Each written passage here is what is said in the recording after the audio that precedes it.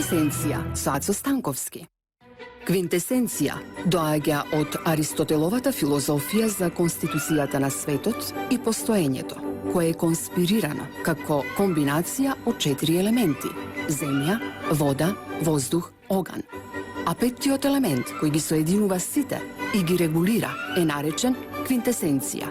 Неговото поимање е блиско до постоењето на духот во метафизиката или како космичка интелигенција во езотеријата.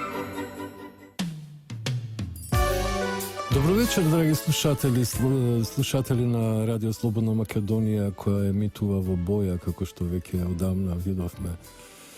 Пред месец дена беше добар ден, но еве веќе денот се скрати и ноќе во овој Twilight Zone, место каде што се сретнуваат денот и ноќта. Но гужвите во градот не престануваат, тие цело време дејствуваат, посебно од кај 3 саат, па се до кај 6 саат. И тоа е веќе типично за големи градови. Скопје веќе станува метропола и сите големи градови имаат вакви огромни гужви со многу автомобили и понекогаш 1 километар да се помине треба пола саат да се седи во кола или во некое друго превозно средство. Освен ако не сте со велосипед или ако не сте со да речеме некаква рикша или некој друг тип на примитивно превозно средство кое денеска веќе не е во употреба, меѓутоа ние гледаме доста ромски араби кои одат по коловозите, но не знам како тие коли со коњи би се снашле во ваква гужва. Веројатно избегнуваат да патуваат во овој дел од денот. Може би треба нешто да се направи за тој фактор, може би да се воведат некој тип на стилизирани коли кои би биле влечени од коњи, како што е тоа направено во Нью Йорк Сити, и сите тие луѓе што работат на собирање на отпадоци да бидат преместени на позиција таксисти или возачи на туристи, значи посебно во летно време. И тоа би била една придобивка за градот Скопје на план на туризам, а градот Скопје е град кој најмногу привлекува туристи, значи повеќе и од Охрид. Тоа е типично за големите градови, за метрополите. Например, Париз привлекува повеќе туристи отколку целата француска ривиера, и атлантската, и медитеранската. Исто и со Лондон, исто и со Нью Йорк. Исто е со сите големи градови. Некои немаат плажи, например, имаат, но ладни се и загадени, како Холандија, например, целата е во вода, нели, во песочишта, што значи плажи, но ладно е и поради големиот транспорт што се одвива до најголемото светско пристаниште, уште Ротердам, значи тоа е толку загадено што нема луѓе кои пливаат, нели, во водата, но ете би можеле да шетаат по тие бескрајни дини, нели, кои се покрај морето, и навистина погледот е фасцинантен, но сепак градот Амстердам собира најмногу туристи и тоа е поради сите тие придобивки што еден град може да ги има на план на културата. Всушност културниот туризам е и најбитниот, најмасовниот туризам и туризам кој собира најмногу типови на најмногу групации на луѓе. Значи луѓе кои се од највисоката класа и луѓе кои се од најниската класа, така наречени хипици клошари, кои, например, со $1 дневно може да помине, да речеме, да изеде еден бурек или некоја пита, или да се вози со хијчак или со аутостоп, како тоа што беше популарно пред некои 2-3 децении, посебно тамо негде во 70-тите и 80-тите, кога скоро сите млади патуваа по Европа со автостоп и на тој начин ги задоволуваа своите потреби од нови хоризонти и збогатување на духот со нови предели и нови содржини. Но навистина, ако збориме за туризмот, ќе изгубиме многу време, а нема да ги дофатиме оние битни ситуации кои одат денеска и кои се навистина вжарени, го магнетизираат граѓанството со својата возбудливост, со својот суспенс, со своите чудесни, спектакуларни собитија, а тие отприлика доаѓаат пред се од политичкиот живот, од геостратегискиот и геополитичкиот живот на планетава, па и кај нас, да речеме, што се однесува до политиката, веќе влегуваме во една зона на зголемени тензии, на зголемен притисок и зголемени, нели, шпекулации околу тоа што ќе биде на 11 декември, иако сите знаат што ќе биде, но сепак има надеж, така, се додека не се случи тоа што треба да се случи, надежта е тука. Па сега би скокнал од проблемот на закрченоста на градот и туризмот до македонската политичка сцена, која овие денови почнува повторно да клокоти. Имавме неколку инвенти минатите денови. Во тие инвенти фактички видовме што се случува. Се случува, значи, повторно битка на една општо прифатена политичка опција која дава резултати, иако овие 2 години беше на некој начин ничкосана со помош на домашните предавници и меѓународниот фактор кој цврсто застана зад нив.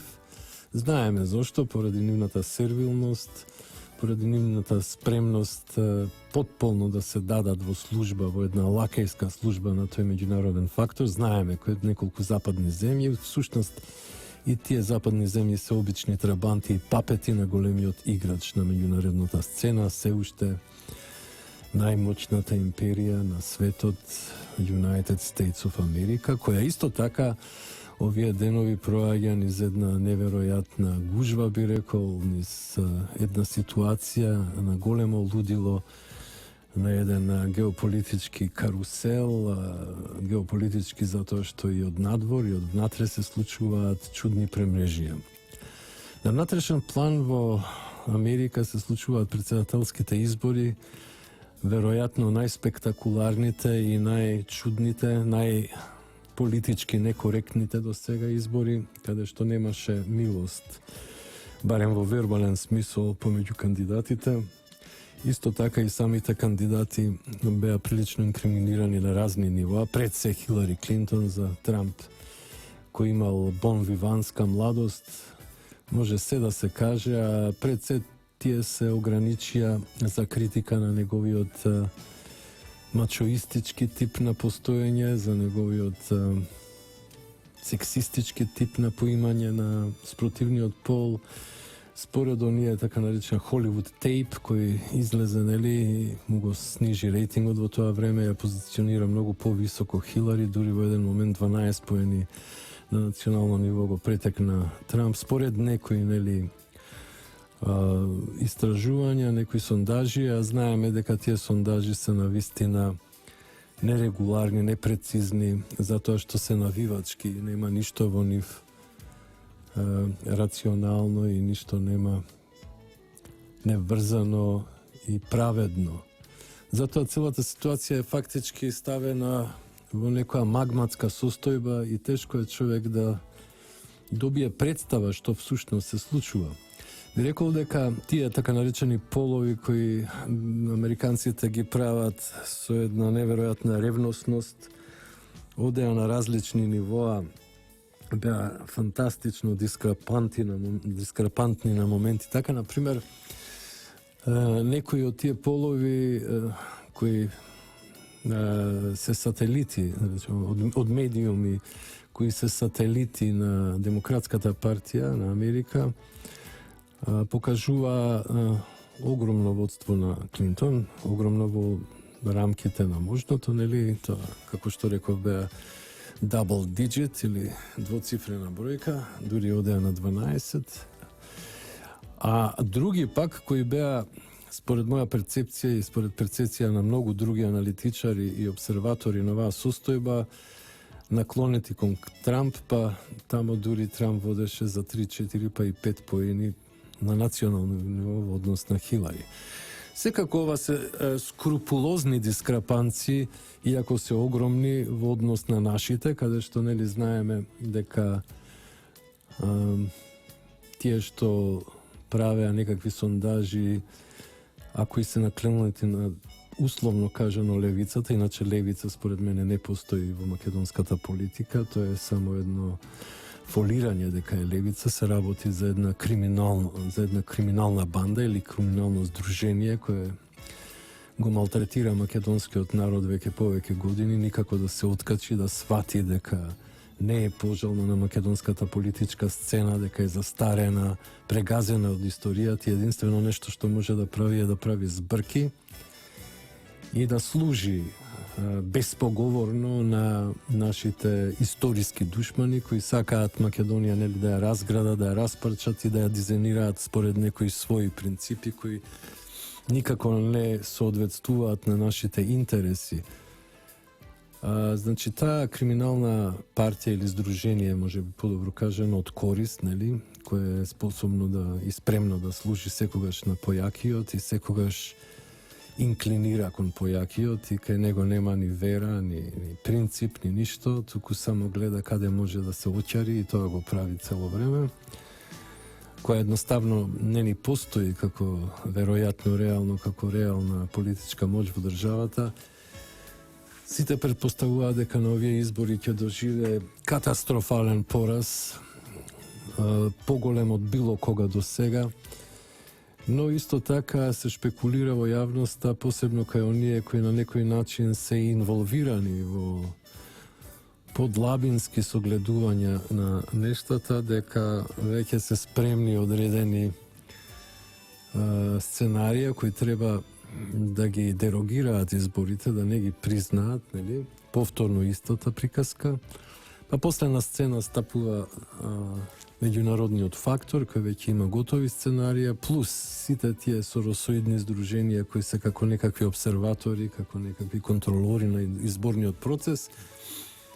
И веќе ќе имате една ситуација во голема мера слична на оваа која претходеше на овие избори, но исто така веројатно ќе се додадат уште средства за да има појаросни типови на изблик на незадоволство и демонстрации, но веќе не треба да се калкулира и да се биде попустлив, зашто таа попустливост на некој начин пак оди на сметка на довербата на народот, на граѓанството во владеачката партија. Таа е се уште голема, но ако продолжи таков еден мек, попустлив и дефетистички однос кон сите овие провокатори, овие квислинзи, да речам, предавници и така натака, агресивци, тогаш навистина народот длабоко ќе се замисли. Тој никогаш нема да ја подржи оваа криминална организација или здружение за која збориме, но ќе биде разочаран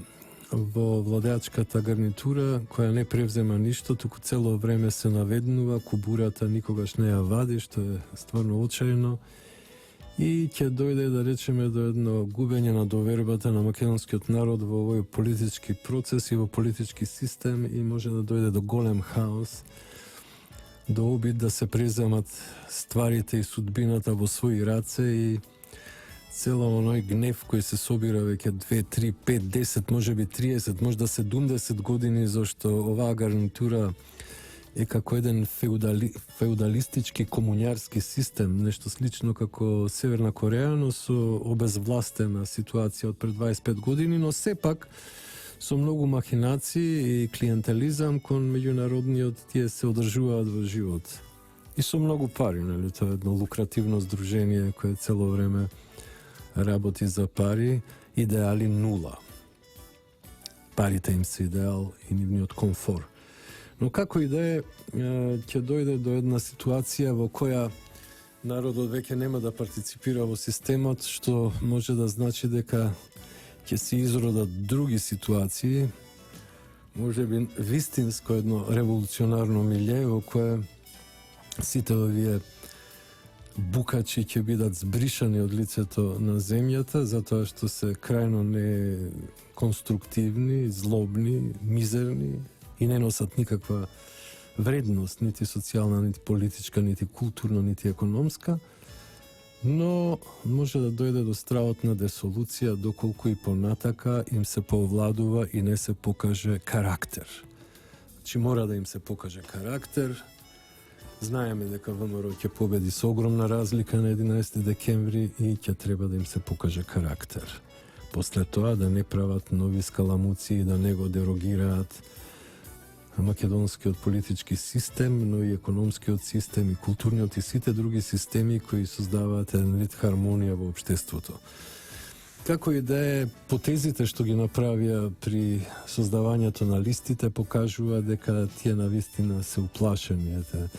Лидерот на опозицијата се буфташе во гради дека ќе влезе во директен дуел со лидерот на опозицијата, но се исплаши, нели, Nomen est omen, што значи името е судбина, така да зајакот избега од мегданот, како што тоа го прави више со години и покажува и манифестира еден невиден кукавичлук, но истовремено и злоба и една страотна потреба од лажење. Значи тоа е есенција, тоа е котел на лагата, тој чим зине лаже, викаат луѓето од соседството. Но како и да е, предпоставам дека е време да се расчистат некои ситуации и оваа држава да влезе, нели, во еден планиран развиток на сите нивоа, нешто што одамна македонскиот народ го бара, малце го вкуси, но брзо дојдоа тие сеништа на меѓународната и со помош на огромните пари, притисоци, закани, уцени и така натака успеа да го дестабилизира македонското хармонично општествено живење. Но време е тоа се да биде исправено и конечно да влеземе во еден сепак конструктивен развиток на нашето општество. А сега реклами и музика, драги слушатели на Радио Слободна Македонија, која емитува во боја.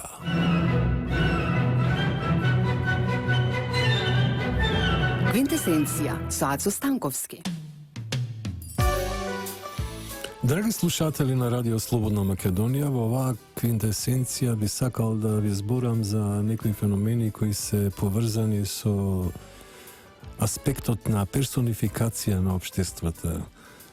Поточно како тоа некои така комплексни и масивни форми на постоење како што едно општество всушност добива карактер на една личност. Тоа не е до сега нешто ново. Одавна се шпекулира за тоа, затоа што постои еден вид на колективна психологија која одредува одреден карактер, кој е збир на доминантните карактери на луѓето од тоа општество или од таа држава или од таа земја или од таа цивилизација дури, така што може да се персонифицира дури и покрупни општествени констелации. Меѓутоа, потребно е тоа да се направи за да со оваа симплификација се влезе во една компаративност.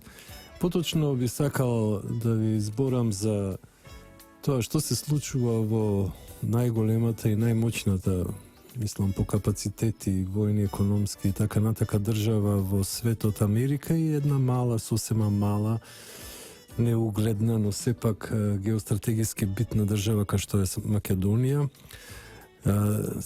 Севишниот сакаше изборите да се случуваат и кај нив и кај нас во еден рок кој е определен и кој е прилично близок едно до друго и на некој начин би можеле дури да воспоставиме одредени координати и компаративности помеѓу тоа што се случува таму и што се случува тука.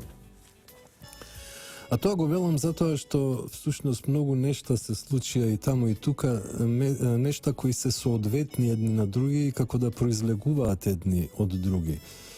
Неба дијела Македонија била наречена Катена Мунди и тоа е едно невралгично чвориште, еден епицентар на сите можни енергии, когнитивни енергии, нели, што свесни, што подсвесни, кои на некој начин функционираат во еден епицентар и се шират, ги примаат надразбите и контекстите од целиот свет и повторно ги емитираат кон светот.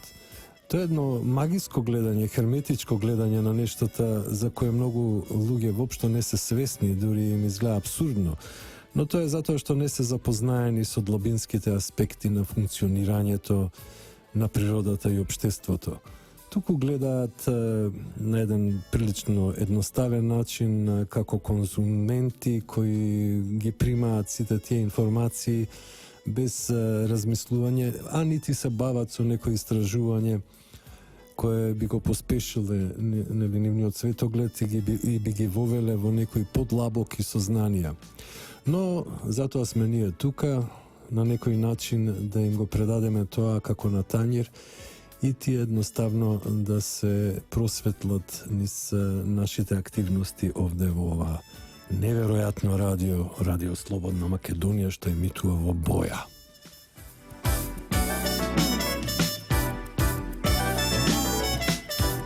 Всушност, тоа што се случува во Македонија и личи на некој начин на она што се случува во Америка. Например, во Македонија кризата беше произведена со некакви нелегални снимки, со некакво кодошење. Истото се случува и во Америка. Гледаме дека тоа што е off record, значи што се случува во на конвенционална, загарантирана, легалистичка сфера на постоење интеракции, воопшто станува еден вид тренд, веројатно и на сите други места. Значи, тајни снимени разговори, приватни разговори, како што беше на Холивуд тейп на Трамп, кога, например, тој влезе во една страотна губитничка фаза, сите можни гласноговорници кои се дел од тој систем на елитата, на американската елита, чиј епицентар е таен. Тој епицентар е всушност нешто што за многу луѓе влегува во сферата на теорија на конспирација, меѓутоа, ако кажам дека илуминатите се тие кои се главните дизајнери на американската политика, тогаш многу луѓе ќе се насмеат, но се смеат затоа што појма немаат, затоа што се едноставно бройлери во една фарма која продуцира само тупост и конвенционалност. Но факт е дека таа елита има свој таен, невидлив центар кој постои диктира, тоа секако е центар кој има моќ врз крупниот капитал, врз банкарството, врз Уол Стрит, потоа врз воено-индустрискиот комплекс и конечно врз тајните служби на Америка, 17 на број. Во контекст на овие моќи тие функционираат и одредуваат политиката, што не значи дека понекогаш нема да се дојде до кикс, а тие се така структурирани за да не дојде до грешки и до кикс, туку волјата да се спроведува активно и консеквенцијно, но секогаш постои принципот на хаос, принципот на некоја волја на некој супериорен ентитет, без оглед дали тоа ќе го наречете Бог или самиот космички ум, или можеби некои ентитети кои се кои постојат, нели, и кои на некој начин со своите супериорни ментални капацитети, сега мислам на некои висши форми на постоење кои патуваат низ Вселената. Боб Живковиќ, познатиот, нели, SF автор, вика дека глупаци не можат да патуваат низ Вселената, значи низ Вселената патуваат само супериорни битија и таа, да речеме, волја може би се наметнува врз овие жители на планетава. Тоа исто така иде во некаков сооднос со некои теории за кои нема никакви докази, но има индиции дека всушност ние како човештво сме еден вид фарма. Се не зборам дека сме фарма на стока, да речеме, што би рекол Стево Пандаровски, кога медиумите веќе го нарекуваат стоката. Значи не се работи за некакви си експлоатација од страна на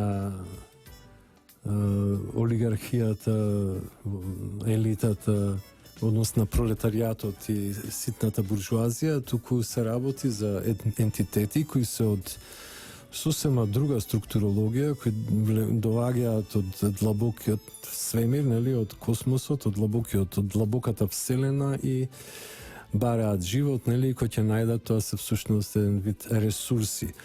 Дури некои теоретичари на оваа конспиративна теорија одат до таму што велат дека смртта е всушност исцицување на така наречената витална снага или вис виталис, спомената уште од Лукреција во антиката, во време на Стариот Рим, дека всушност тие се хранат со таа психоенергија, всушност со таа витална енергија на човештвото и дека сите ние постоиме како еден вид батерии или еден вид домати, ако сакате, патлиџан или пиперки, што како сакате тоа, укапирајте го, или овци, говеда, свињи, свеедно, за тие висши ентитети кои едноставно не одгледуваат тука на планетата, а потоа ја собираат нашата енергија и така собирајќи ја, нели, во континуитет, ние ја надградуваме, тие ја собираат, доаѓа до старење, до немоќ и до смрт. Тоа е едноставно исцицување на таа енергија. Секако тоа се ентитети од демонска природа, не знаеме каква позиција имаат во хиерархијата, па и ние самите не сме чисти по тоа прашање, затоа што и ние самите, нели, одгледуваме други животни кои ги експлоатираме, поточно ги јадеме, нели, ги спомнав, нели, овците, свињите, говедата и така натака, кои служат за исхрана на човештвото и живеат на големи така структурирани фарми кои обезбедуваат масовно производство, но од позиција на субјект, која би влегле во личноста, тоест во персоналитетот на некој од тие суштества, би виделе дека тоа е навистина тотален пекол, тој начин на живење. Затоа и сите овие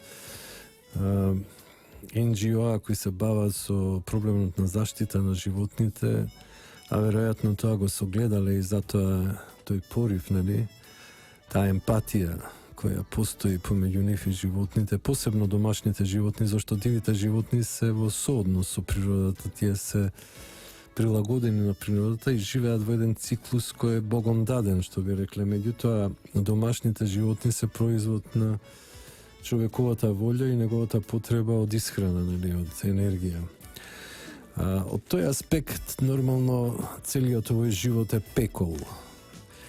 По-интелигентните и по-способните суштества ги експлоатираат по-неспособните, по-наивните, по-глупавите суштества и тоа иде до бескрај. Па затоа, гледајќи ги нашите перспективи во однос на експлоатацијата на сите тие и растенија и животни, па се покажа дека и растенијата на некој начин чувствуваат болка, се растреперуваат кога има некоја агресија, некое сечење на дрва од страна или некое сродно на нив растенија. Тоа се веќе докажани научни факти. Во секој случај, гледајќи како ги експлоатираме растенијата и нижите форми, риби, мекотели, октоподи, школки и така натака, па се до птиците и животните, нели, топлокрвните цицачи животни, тревојадните животни, тогаш навистина се поставува прашање, нешто слично како Џорџ Орвел, иако тој тоа го постави во идеолошки контекст, значи во контекст на една марксистичка деконструкција на либералниот капиталистички систем во Британија и воопшто во светот во тоа време. Но овде се поставува прашање во еден онтолошки смисол, во еден генерички смисол, во смисол на видови. Значи не во смисол на класи, туку во смисол на видови. И секако како што животните не можат, нели, да не перцепираат во нашата потполна, нели, контекстуалност како суштества кои функционираат прагматично во однос на нив и ги манипулираат, туку во нас гледаат можеби пријатели кои им даваат храна и со кои се сродуваат, така исто и ние во однос на тие виши ентитети кои постојат во Вселената, може би очекуваме некакви контакти, некакви културолошки контакти, некакви изненадувања, некакви просветлувања, а всушност цело време сме во позиција на стока, нели, што би рекол господинот Стево Пендаровски, стока, значи која едноставно служи како ресурс на тие вонземјани кои едноставно живеат истицувајќи ја нашата виталис или витална сила. Но од друга страна ние имаме собствени приказки, волја за моќ. Во овој контекст волјата за моќ би била абсурдна и би била чиста хипноза, нели, на недоволно умните, на слепите, какви што сме, нели. Во секој случај таа волја за моќ е веројатно најкурентната приказка на планетата. Таа приказка секогаш не заведува. Таа приказка од системи прави псевдоличности или образини, што би рекле светите оци, прави некакви типови на квази личности, личности лишени од душа и од дух, туку чисто функционални системи кои се налик на личност, а не се личност. Па во тој контекст можеме да персонифицираме цели системи, како што кажав, држави, народи и така натака, и да им даваме одредени карактерни особености, иако тоа секако нема врска со реалноста, затоа што се работи за една дисперзија на безброј личности кои имаат своја автентичност и свој идентитет, а некои од нив дури не се идентифицираат со општествениот контекст, туку сакаат да бидат слободни, stoned free. Но како и да е, прашањата се длабоки, филозофски и бараат неверојатна длабина при согледувањето. Многу поголема длабина отколку било каква општествена, економска или политичка анализа, затоа што е обезграничено. Во политичките анализи имате одредени координати, тоа се како некакви конвенционални игри со правила, иако често се кршат и кога тие се кршат доаѓа до криминални дејанија. Затоа повторно се вратам на нашата па и светската политичка сцена која стана бестијална, бескрупулозна, грда, грозна, која стана диаболична и криминална и едноставно најбитно е, нели, да се постигне целта, нели, целта ги оправдува средствата, но Макијавели тука сигурно би имал некои критички принадлежности, не би бил секако задоволен од таков тип на перцепција на неговата мудрост, која всушност ја обработува не само волјата за моќ и моќта по себе, туку и психолошкиот фактор наспрема волјата. А гледаме дека токму во психолошкиот фактор најмногу се удира во овие најнови, најсовремени, да речеме, политички махинации кои ги гледаме и кај нас и во Америка. Морам да констатирам дека тоа што почна кај нас беше како една провинцијска авангарда, нели?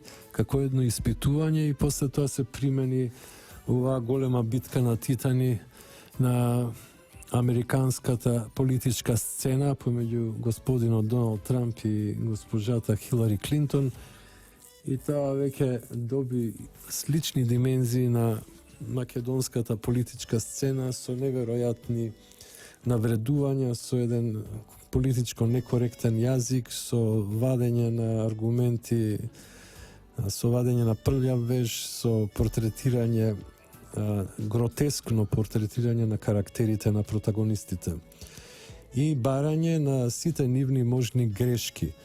Во случајот секако Хилари Клинтон изобилува со многу повеќе грешки, затоа што таа е долго време во политиката, 30 години, има направено страотни грешки, дури може во еден посуптилен контекст да се подразмисли дали како Secretary of State може би виновна за одредени масакри, да речеме, со тоа би конотирало едно обвинение за воени злосторства.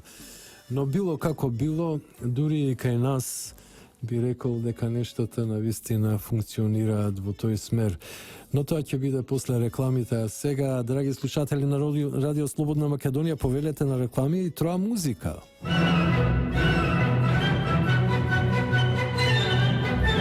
Kvintesencija со Aco Stankovski.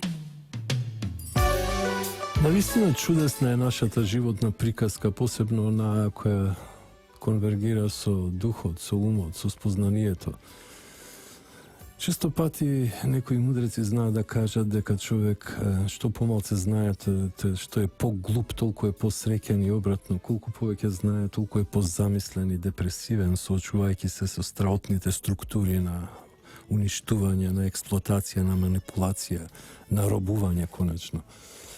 Но изгледа дека борбата за слобода не престанува. Дури кога ќе се извојува политичката слобода, почнуваат некои други аспекти на робување, како што е, например, персоналното, метафизичкото и така натака, каде што навистина треба длабоко да хиперпонираме во себе и да видиме што всушност сме ние, кои сме, од каде идеме и каде одиме. Од каде доаѓаме и каде одиме, што би рекол Пол Гоген, големиот француски постимпресионист. Но на тие одговори нема да добиеме многу провокативни вибрации од страна на колективот, затоа што колективот е уплашен и тој агресивно реагира на секој обид да биде испровоциран на некое подлабоко размислување. Луѓето го сакаат конформизмот, ја сакаат својата сигурност, својата затупеност и тука уживаат. Целиот момент на големата ментална борба која се одигрува во медиокритетската свест, тоест на ниво на масите, нели, во човештвото, е политичката игра која е прилично идиотска, која е прилично едноставна и тука сите како мали деца се лепат како на некоја игра од типот не лути се човече или така нешто и тука они се заробуваат со своето внимание with their attention. Но има слоеви во човековото битие кои се бескрајни. Веројатно во секое суштество има потенцијал на бескрајност. Но исто така и има надворешни екстернални фактори кои се прилично злобни, кои се пред се прагматични, лукративни и настроени кон манипулација и кон репресија. Искористување фактички. Сега во овој контекст, да речеме, поради тоа што никако не се популарни тие прошетки ментални од наша страна по некои сфери кои може да бидат застрашувачки по човековиот комфор, ние повторно ќе влеземе во онаа банална приказка што на некој начин се пласира пред милионите луѓе на планетава. За крај, например, ете, повторно да отидеме од Македонија во Америка, на големата сцена, нели, ова е мала сцена, тоа е голема сцена, и да прокоментираме некои промисли, да речеме, од одредени битни фигури во американското општество, како еден вид сведоци, како еден вид творци. Еве, например, утре ќе биде тој the D-Day, нели, одлучувачкиот ден, кога нештата ќе се појават во целата своја светлост, без оглед дали се работи за фалсификати, подметачини и така натака. Во секој случај, еве, например, баш пред некое време го прочитав сведоштвото на Майкл Мур, оној познат контроверзен документарист кој на некој начин се бави со анализа на американското општество и прави филмови за тоа. Токму ги обработува оние најделикатни теми кои на некој начин ги интригираат скоро сите. Ете, Майкл Мур вика дека господин Трамп воопшто не ни сакал да стане председател, туку за да подобри својата позиција во телевизиската мрежа NBC, кај што имаше реалити шоу, така нареченото Apprentice. Всушност, само истрчал. Може би тоа е еден вид на махинација на илуминатите, тоест на големите играчи или на самата вашингтонска елита, која пушта еден тркач, кој после известно време, нели, почнува сам себе со тие некои недоветни изјави да се компрометира, па на некој начин и обезбедува победа на господјата Хилари Клинтон, која е представник на елитата. Но како и да е, има многу вакви ситуации и шпекулации, а нив ќе ги видиме на дело утре, тоа е задутре, во утринските часови, кога стварите ќе дојдат до своја кристализација. Едноставно времето брзо изминува во друштво со вас, драги слушатели на Радио Слободна Македонија, која емитува у Боја. Еве дојде и овој пат време за одјавување. Ова беше Квинтесенција со Ацо Станковски, Трговско радиодифузно друштво Радио Слободна Македонија, уредник и водител Ацо Станковски, во оваа емисија технички уредник, тој што ја овозможи оваа дистрибуција во етерот е Далибор Зафировски. Денеска е 7.11.2016 лето Божје. Ве поздравувам и ви посакувам прекрасни моменти во ноќта што следи, драги слушатели. До слушање.